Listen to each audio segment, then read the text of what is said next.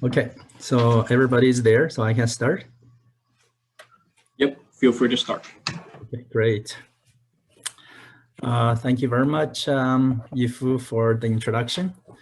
Thanks to you and Yili for organizing this INFORMS-QSR webinar. Thank you for inviting me to come here to share with our colleagues working in this field on some of my work and my experience in research projects relevant to my title of the presentation in the area of reliability, PHM, and machine learning. It's interesting that I, tested my Zoom and tried to come in early ahead of time, but then we were about to start, and for some reason my laptop VPN was dropped. So apparently it's quite this uncertainty. That's what we have to deal with, and it's hard to. We try our best to ensure reliability, but still there are incidents that may occur that may affect operation. Okay, let me get to the presentation. Here. Okay, the outline is pretty much I wanted to cover sort of 3 themes, and they are quite related to each other. So the first one, I want to talk a little bit about the traditional view of reliability and how it is evolving using traditional terminology with some expand scope and new emphasis. The second one was the term PHM, and it was quite widely used these days, and lots of conferences on PHM. So I wanted to cover a bit of work under the framework of PHM, how that has been used to ensure reliability. So that goes to item number 1. Then theme number 3 is on machine learning. So that looks into the thinking or the focus, how these days researchers are using AI, machine learning, again, to help ensure reliability.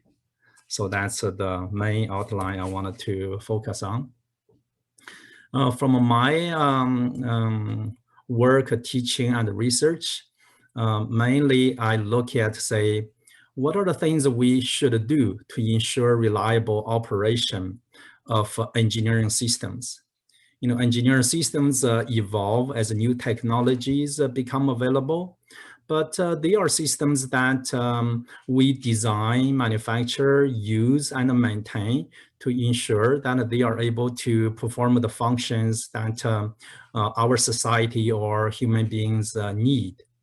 So whether it's transportation, in manufacturing, all sorts of areas, and all these systems, and they needed to perform certain functions, and our focus is to ensure reliable operation. So that's from our quality, statistics, and reliability perspective.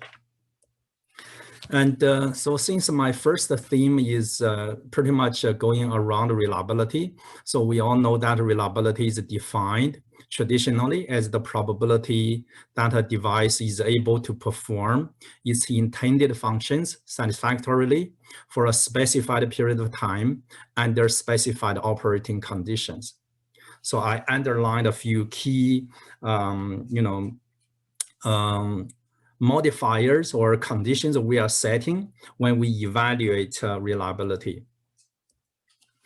So usually for our engineering systems, the intended function, usually they are well defined and clearly understood. So that's the reason that there's a market for such a system, because they meet certain needs and through performing their functions. And traditionally when we measure how well these systems are performing their functions. We used to say, oh, it's perfectly working, or it's completely failed. So we used to use binary models. But later, multi-state reliability theory, multi-state reliability models were developed. And even we have seen continuous state reliability models. So as the measuring accuracy of performance is becoming higher, so we are able to deal with more than 2 states. Of course, this is also due to the advancement of a computing technology. As to the operating conditions, and we design our system to work under certain conditions. So the conditions are usually in a certain range. And in the past, we just say, okay, whether it was in the range or not in the range, but we know that operating conditions, they are not, absolutely constant. There's always a range, and the range could be quite wide. And again, so as these are different operating conditions, maybe including loading, speed, some other conditions that could, significantly affect the lifetime or longevity or reliability of the systems we use. And we tried in the past to collect the operation and the maintenance data. We tried to collect the loading history, but it wasn't that easy before. But of course, it's no longer an issue. These days, we have rich data on all sorts of operating parameters that are, automatically collected and recorded. But the key uncertain part, eventually, that were reflected in traditional reliability models is the lifetime. We treat it as a random variable. But in terms of time duration, the specified time duration we wanted our system to work properly, quite often we use a mission time or maintenance cycle, terminologies like that. And, thinking of that definition of reliability, then I pretty much look at, say, to ensure reliability, and there are 3 stages. The first one is a reliable design, and that we need to go through, what are the different function realization methods, which method is generally more reliable than the others. And if we use this way of realizing this function, what are the possible failure modes? And what are the different subsystems we need to utilize, and how we allocate reliability to different subsystems, and through optimal design. And using today's terminology, then we say, how do we design the safeguarding a subsystem into the functioning system? So that's the PHM part. Do we need to design sensors into the system? The sensors are not needed for the system to perform its functions per se, but maybe the sensors are helping us to monitor the proper functioning of the system. So these things, are already taken into consideration in the design stage.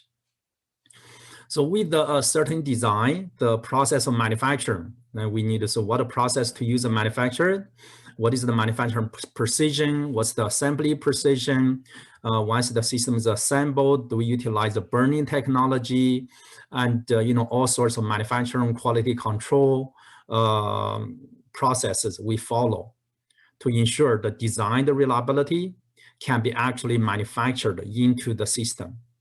So the final stage is once the system reaches customers, users, and the operating environment, how they ensure that certain parts are consumable and they wear out, and what spare parts you prepare, and what maintenance strategies we follow. So that could be reactive, proactive, preventive, or condition monitoring. So are we actually utilizing sensors and data analysis, assessment, in terms of, say, monitoring the operation of the system that is being used. Of course, through this whole process, ensuring reliability. So of course, economics must be considered, and we don't have an infinite budget to spend. We just wanted to use the most appropriate approaches in each and every stage to ensure reliable and cost-effective operation of our engineering system. So to consider this whole system, I mean, when we look at the component level, and usually we focus on the critical components of the system and what materials we use for that critical component.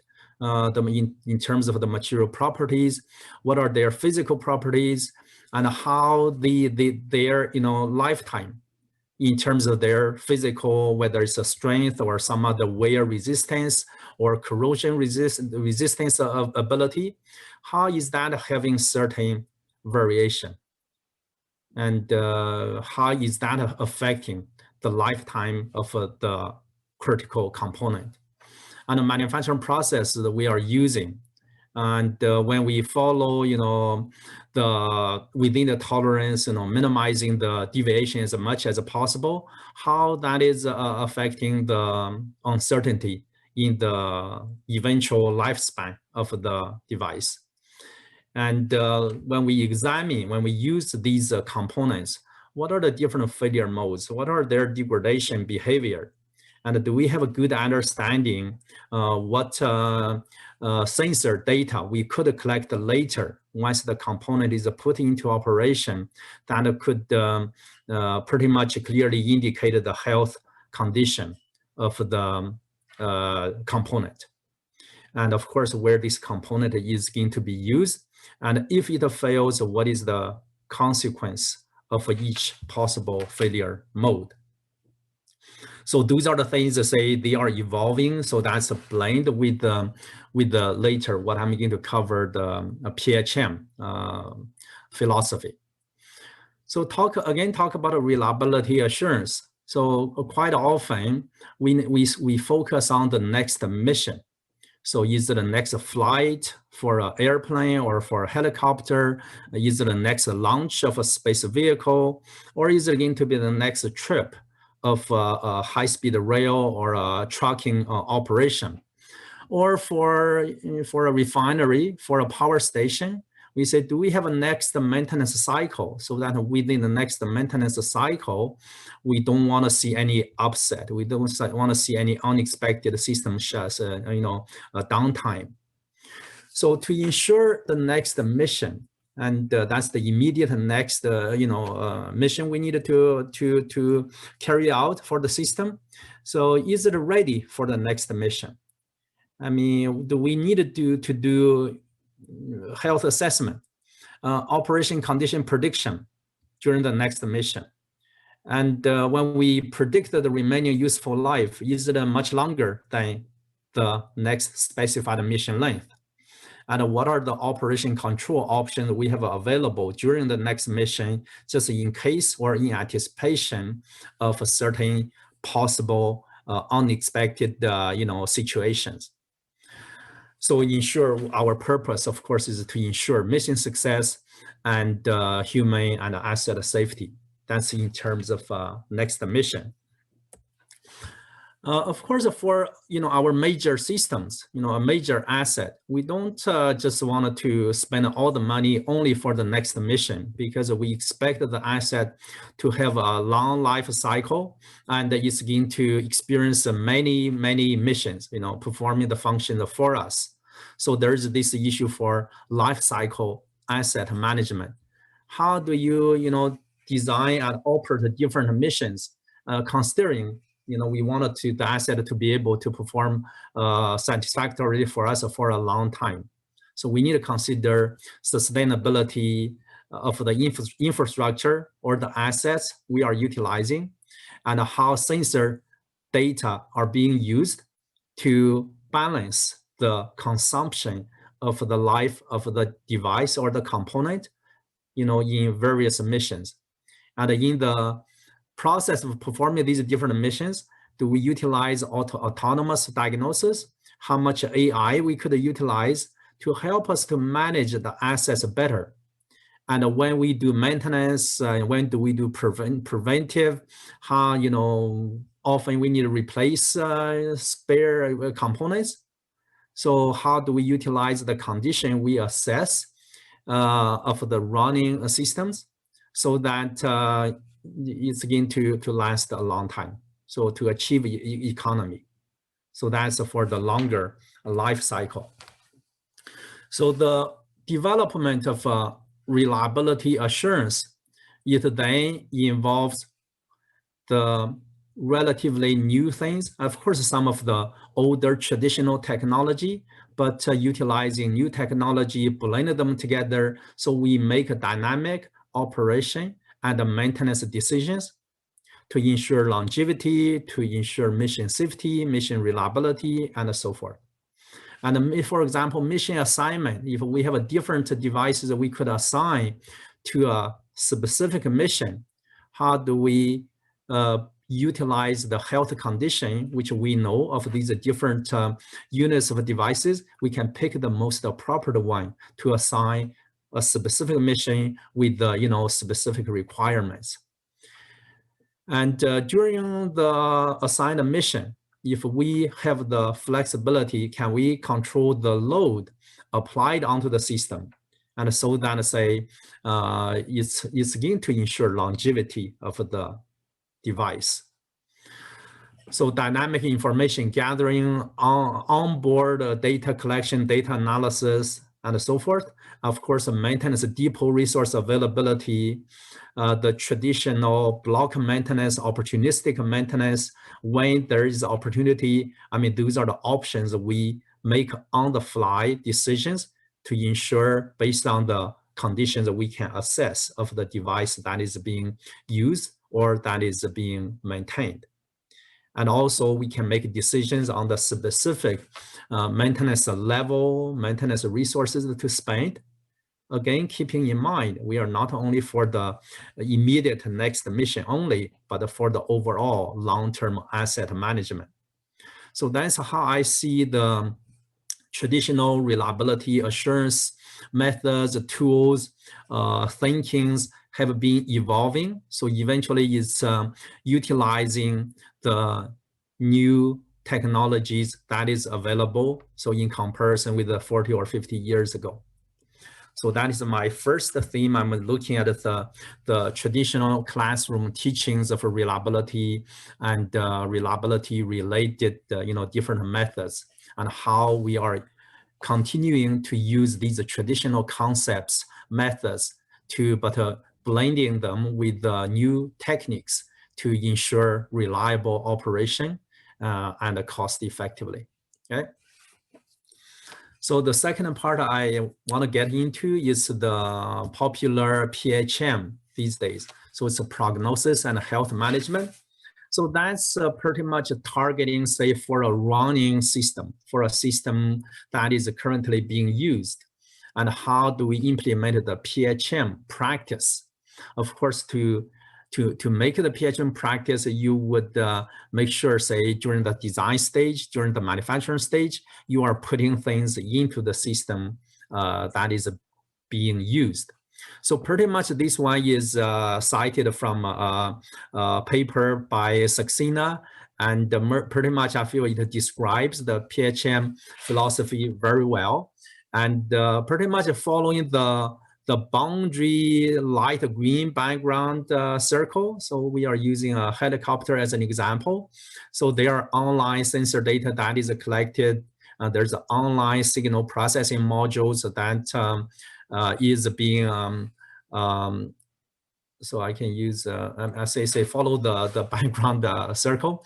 So there's so we can pre-process the data, then using signal processing or whatever data processing methods that are the most appropriate to extract the features and monitoring the degradation, if there is any, of some of the health indicators. And from there, we can say, can we diagnose? It seems that the drivetrain or the engine, there's certain specific or critical part of that has a visible visible in the sense through the data analysis, sort of a degradation. So is one critical component that has shown signs of that degradation? Then for that critical one, we say, can we monitor the trend? I mean, then can we predict for this critical component? So it's still pretty good, just because we have such a fine, sensitive signal processing method. We can see signs of early deterioration, but still there's a long remaining useful life left. So RUL. So from there, then based on the predicted RUL, then we can make decisions in terms of whether this helicopter is still fit for service. If it is it fit for longer mission, for shorter mission, for more difficult mission, or for relatively easy mission? So that's what we wanted to utilize, so that say we can make a proper operation decisions, maintenance decisions, so that this helicopter can be used to serve us for a long time, safely, reliably, and cost effectively. And to make this PHM practice possible, and certainly there has been a lot of lab research that has been done. So those are the sort of gray background or sort of a purplish background, the interior boxes in the middle of the figure. So you say, have we done enough experimental data collection to study these different possible failure modes? And have we done maybe dynamic simulation to develop system models based on the operation dynamics? Have we, developed the various signal processing methods, whether it's Fourier transform, wavelet analysis, to develop features and indicators, parameters that are able to help us to differentiate which component is going through deterioration, and also to differentiate a healthy part from a slightly deteriorated component that is in the system. And then, of course, further to the right, say, looking at the operation profile that is characterized from past data and how we predict the future operation profile. And then what are the system models we can use to do prediction? Do we use a time series model or some other prediction, algorithms? So inside here, so a lot of research over the past 20 or 15 years. So a lot of work has been done in this area, and all these are needed. Eventually, simple algorithms can be programmed and implemented into this PHM system for the helicopter. There may be thermodynamics models, in terms of, or fluid dynamics models, looking at the blade, deterioration or fatigue. Maybe, gearbox modeling of the transmission inside the helicopter. So these are the things that is showing how we are utilizing some fundamental research and eventually to develop a simple, implementable, effective methods that can be built on board to monitor the operation of the helicopter, that could provide information for the pilot and also for remote monitoring stations. So that's the idea. So the next few slides, I'm just going to pick a couple of the interior boxes indicating the kind of work my research group has done.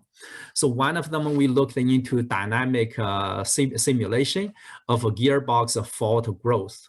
So gearboxes are, pretty much the transmission system, and there are different gear structures, could be fixed shaft gear structure or planetary gear structure that are used in different transmission systems.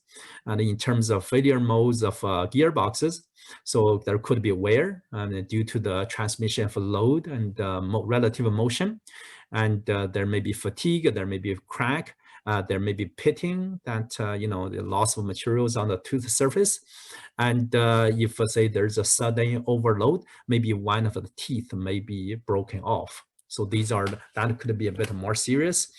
So those are the possible failure modes we could look into: the internal working mechanism or fault development mechanism of a specific critical subsystem. In this case, we say it's a gearbox. So in terms of modeling of picking a specific, say, failure mode, for example, when and how crack is going to be able to develop. Let's see whether I can find where, not sure I know how to get the cursor. Okay, not sure whether it's clear to you or not. I'm just saying, I try to describe a bit more clearly. So wherever the stress concentration point, and from field data, we get a sense where usually crack may be initiating. So maybe here we are indicating it may be initiating from the bottom left corner of the tooth root. So that's where the stress concentration is present. And then the crack may be appearing at the bottom left corner, or maybe starting across the whole tooth width. So that is growing, a bit deeper because of the loading cycle. But, we cited references. They are different models to model the tooth crack growth. And based on this, then we can say, as I'm illustrating on the left-hand side, so there's a perfect tooth. There is a tooth with a 25% of crack depth. There's a tooth with a 50% of crack depth, and maybe the whole tooth is broken off. So we can use a computer simulation to model this kind of the crack growth. And growth doesn't have to be from 0 jumping to 25. We can use any continuous levels to mimic the early gradual tooth crack growth. Then we can try to see how early we can detect these early faults. So that's modeling the deterioration in the geometry of the tooth. And from there, we can utilize the mechanical property of meshing stiffness to measure the stiffness of the tooth in meshing. So the general expectation is, as the crack is getting, deeper or bigger, the tooth becomes weaker, its mechanical property becomes weaker, and later through dynamic simulation. So here's illustrating for a fixed shaft gearbox with the 2 gears meshing with each other. And we are using an 8 degrees freedom model to develop differential equations, and utilizing the stiffness parameter to reflect potential damage in a single tooth of a single gear. So from this, we can generate displacement signals, say, for example, along the Y direction, which is the vertical direction. And we could also get vibration or displacement data in the horizontal direction. And on this page, I have 3 plots, so indicating the displacement signals we can generate using dynamic simulation. And the top one is indicating, say, when every tooth is healthy. The middle plot is when only one of the teeth is experiencing a 25% crack. And say, visually, we don't see much difference in terms of the displacement data we generate. But the bottom figure saying if the crack is much larger, maybe from the time domain, we could see the signals have certain areas that may be caused by, the growing crack to the 50% level. So of course, we are not trying to just utilize a visual observation. We say if we can use a dynamic simulation to generate these vibration data or displacement data, so then say what signal processing methods we can utilize.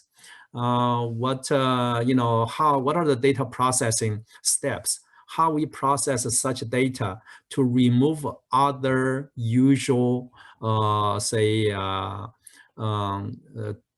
data that are present even when everything is healthy, even when every component is healthy. So if we can remove those meshing, harmonics, and maybe the remaining residual signal is pretty much going to be reflecting the deterioration of the single tooth that is experiencing crack. Then in that process, we say what indicator we can extract from the processed signal. Do we use a RMS, which is a root mean square? Do we use a kurtosis, which is a statistical parameter? Or we use some other derived equations? We say those are fault growth indicators, for example, FGP. So that could reflect better of the horizontal indication of the crack level growth, and our vertical indicator could have a much clearer monotonic trend, and it is starting to show the growth much earlier, I mean, further to the left. So that's the process. So we try to analyze these dynamically generated vibration data.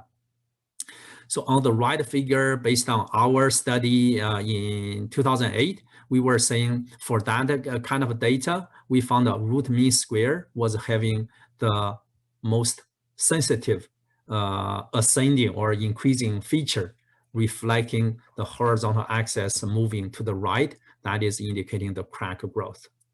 So this is indicating one of the areas by analyzing the function dynamics of the critical target system. So of course, you could focus on a gearbox, you could focus on an engine, or these days with the electric cars, you can say, what is the functioning mechanism of batteries inside?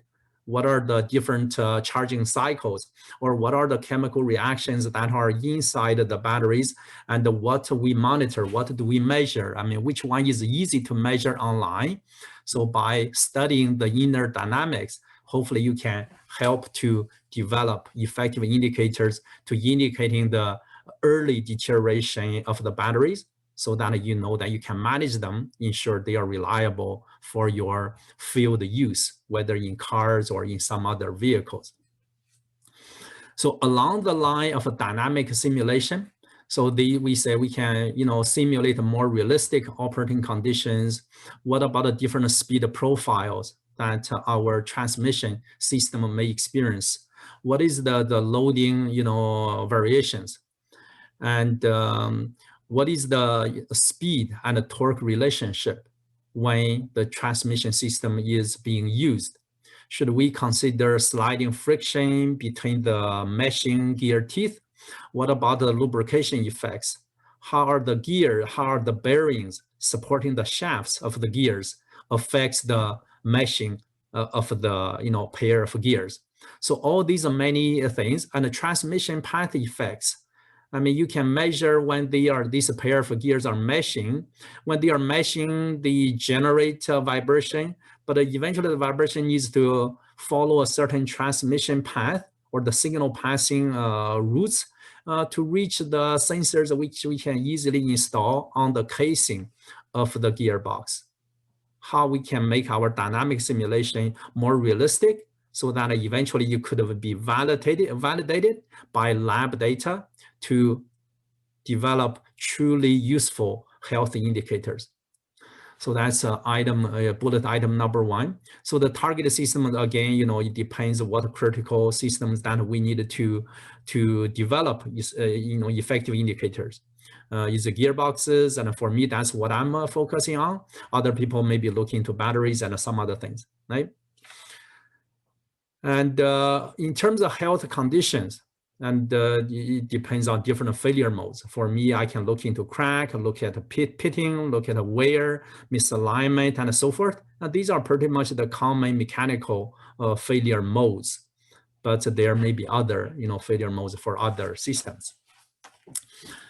So I'm looking at the time. So it's now already almost 45 minutes into the webinar. Sorry for the delay at the beginning.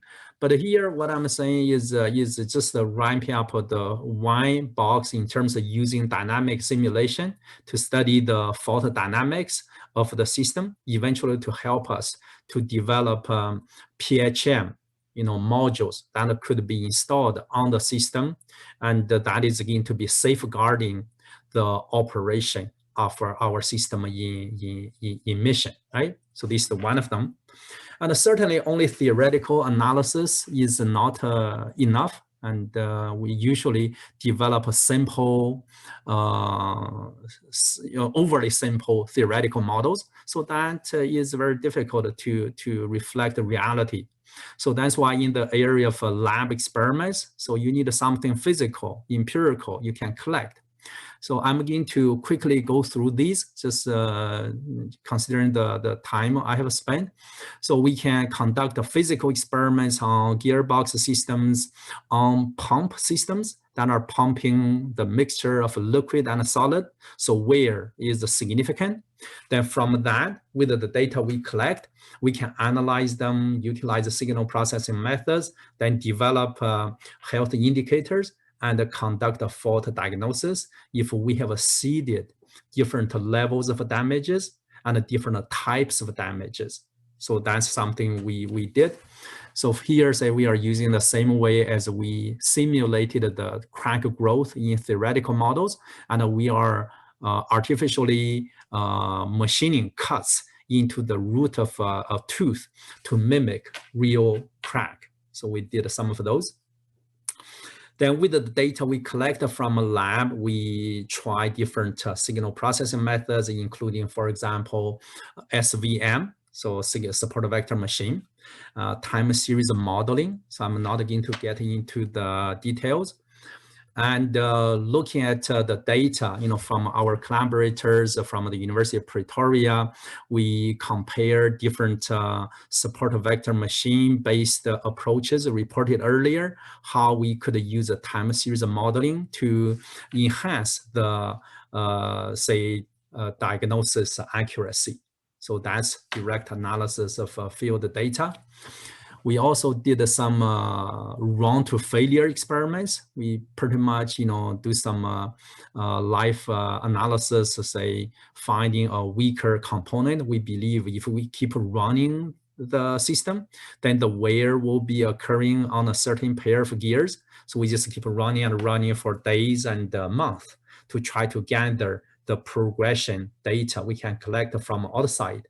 And we stop the system once a while in the middle to observe the interior real deterioration that we could directly, using imaging or camera or visual observation or weighing the components.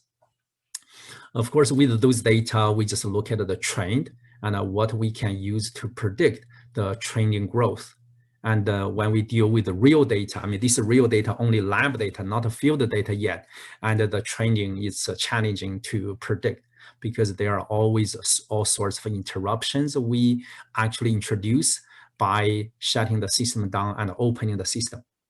And in reality, when you deal with the real systems, it could be more challenging. Okay, so that's what we are doing. So maybe I try to use 5 or 6 minutes to look into the last theme. The last theme we say, what about these recent development in terms of machine learning or deep learning or transfer learning, these are different approaches that can help us to ensure reliable operation of engineering systems. So in the very early days, we said we use the figure, the horizontal, information flow at the top, and this was cited from a reference. We say, earlier we just use a lifetime data. We study the target specific physical model. We try to extract a certain equation, sort of indicating the corrosion growth or something. So we get the physical knowledge we try to get out of that. Then we utilize that, so maybe in the form of a distribution to apply it to every component. So that's why Weibull distribution, those other distributions were widely used before. And in the middle, you say if we use a PHM paradigm, we say we do get data, and we use specific understanding for the dynamics of the specific system. We use various signal processing methods, principal component analysis, support vector machine, blind source separation, and so forth. So we get a more specific, signal-based indicators to help us to reach our targets. And targets could be fault detection, could be fault diagnosis, could be remaining useful life prediction. And at the bottom, the flow is saying, can we design a neural network architecture? And then later we can use the real data to train them. And as long as we have enough data, we can train the architecture neural network, for example, to work effectively for us for whatever specific target. That could be fault detection, could be diagnosis, could be prediction of useful life, and it could even be maintenance decision-making. So we are saying in the middle, let's just directly use the raw data to learn from the raw data. Hopefully the architecture, is flexible enough, and we can, of course, design the architecture or select the architecture for different types of systems. For example, for mechanical systems, is there a certain, intelligent architecture we can use? Then the remaining part is to learn, to train through the data we gather. So that's the main idea. So on this next page, I'm just saying, what are the possible targets we could use by using artificial intelligence or machine learning. So we could apply it to use it for, or design it for anomaly detection, for fault diagnosis, for degradation assessment in terms of, say, how much degradation has the machine experienced. And for, of course, say maybe an indicator value is able to indicate that deterioration, remaining useful life prediction, or operation decision-making, or maintenance decision-making. Yeah. So that's what is going on. Then different deep learning structures that have been reported initially by computer science researchers, and they have been, many of them have been tested or refined for engineering applications. For example, you could be an autoencoder family, and this is one of the architecture type or the way the neurons inside the neural network are working. So that's one type. And I'll go to other structures. So they are restricted Boltzmann machine family. They are convolutional neural network family or recurrent neural network family. But you understand whenever there are different structures that are proposed, they are going to be analyzed and demonstrated, and for which area of applications they are effective. And of course, as we read, we learn about all these different structures, then we can look into, for me, if we can look into, so for example, transmission dynamics, and which structure is more promising, which we can utilize. Then we can modify the architecture, then leaving the weights to be trained, or weighting parameters to be trained by the data we gather from, for example, transmission systems. So when we develop, for example, deep learning solutions for target applications, I just mentioned, what architecture, what type of architecture we use. And those are the ones we could try, we could investigate. And then for a neural network, what type of activation function are appropriate for our target application. Of course, a number of layers that should be used, and a number of neurons in each layer. Then the algorithm to train the connecting weights. Of course, many of these questions, they can be treated as a part of the design also to, get a intelligent, learning algorithm. So those are the things that we have tried some, we have looked into some of these. But in terms of what have been reported in the literature, and then researchers have tried for mechanical applications. They tried using input data, vibration data, acoustic data, temperature data, or other one type or a combination of different types of data. And we have tried pretty much all the reported architectures by computer scientists. We have, I mean, the researchers in mechanical engineering, we have tried, applying these machine learning methods or even modifying them for targeting, target motors, rotors, bearings, gearboxes, and so forth. Of course, we are aware those other approaches reported or studied in the literature: support vector machine, principal component analysis, blind source separation, and so forth. So researchers have tried all these different combinations also. So this third thing, I'm just indicating that this is what we are trying to generate or develop. If such algorithm package can be demonstrated to be effective for example, for transmission reliability assurance, it may be very well be part of the module that is on board on a long haul trucks that can be used to monitor the operation of the gearbox and doing early detection, doing the fault diagnosis, and doing effective remaining useful life prediction. Okay, so that's the aim. The next few slides I probably wanted to skip quickly, and those are some of the work my PhD students have done. So they have done some work for fault classification using the data collected from my own laboratory gearboxes, and in terms of, say, trying to extract the speed information from a vibration data directly. So that's a case study. So I'm not going to spend much time on that. And then another one, in terms of machine learning, we say transfer learning. How do we transfer the knowledge we have learned? I mean, the algorithm has learned from a scenario. There is a lot of data available. Then later we can transfer the knowledge abstracted to sort of a similar but different applications. So this is not that much different from what we teach our students, engineers. We use examples and models, in textbooks, so that they learn the knowledge. I mean, they can apply them when they deal with the real problems. But here, in terms of machine learning, so if we can use a transfer learning, depending on if within a company, one side of their plant, they have more data, they can train their neural network to have, a lot of knowledge for detection, diagnosis, and so forth. Then could we transfer this to another side, at the other side of the earth? So those are the main idea for transfer learning. So we are basically, we say there's a source domain. We can learn a lot of knowledge, and then we can apply it to the target domain.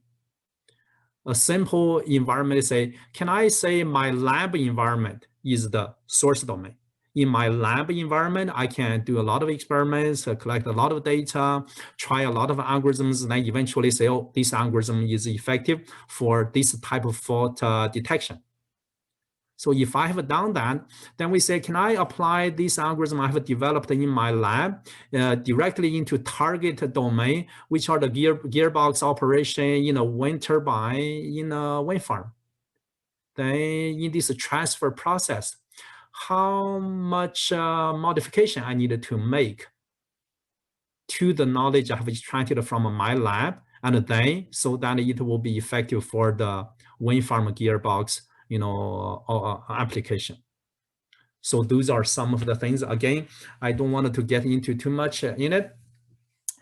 So again, when we talk about reported studies on transfer learning for fault diagnosis, again, this is what I'm summarizing that is available in the literature.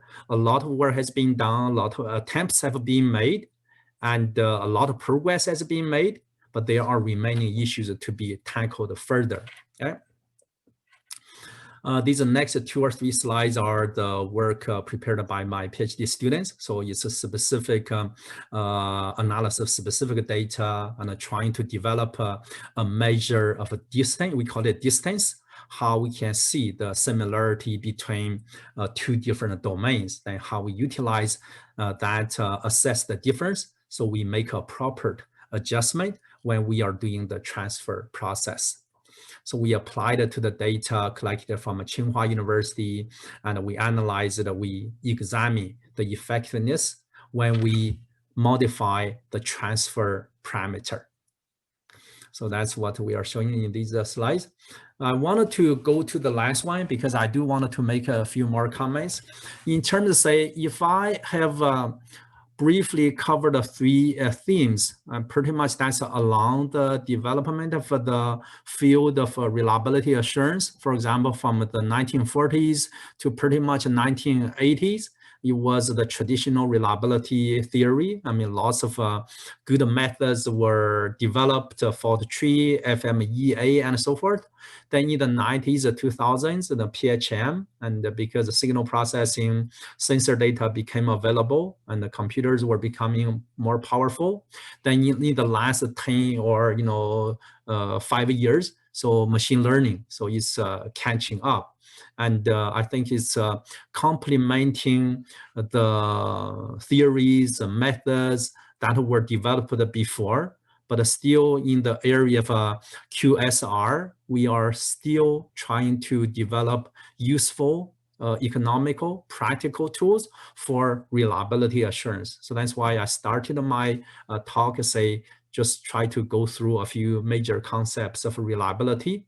So these days, if we are going to work even further, even including myself, I'm more now interested in how to work with the real companies to get something simple, useful, that can do something real in terms of, intelligent monitoring and or intelligent operation and maintenance decision. So from the academic perspective, we say additional work that needs to be done. Of course, some work has been done already in terms of data reliability, because a lot of data is becoming available. So that includes the sensor reliability. So once we get a lot of data, how to process them, abstract them, and really get the knowledge that is useful for target applications. So further development in deep learning, in transfer learning, and eventually to match the earlier goal I said in my first theme is the decision making in terms of operation and maintenance, right? So finally, I acknowledge the financial support, my collaborators, and in working on these relevant topics in reliability, PHM, and machine learning. Thank you so much for your attention. And it's taking a bit longer than we planned, 45 minutes, but I'll be glad to share any additional thing which I didn't have time to cover in this PPT. Thank you very much. Yep. Thank you, Dr. Zhou. Any questions? I do have some questions, but I will let you guys ask first. You just have to raise your hand, then I will allow you to talk.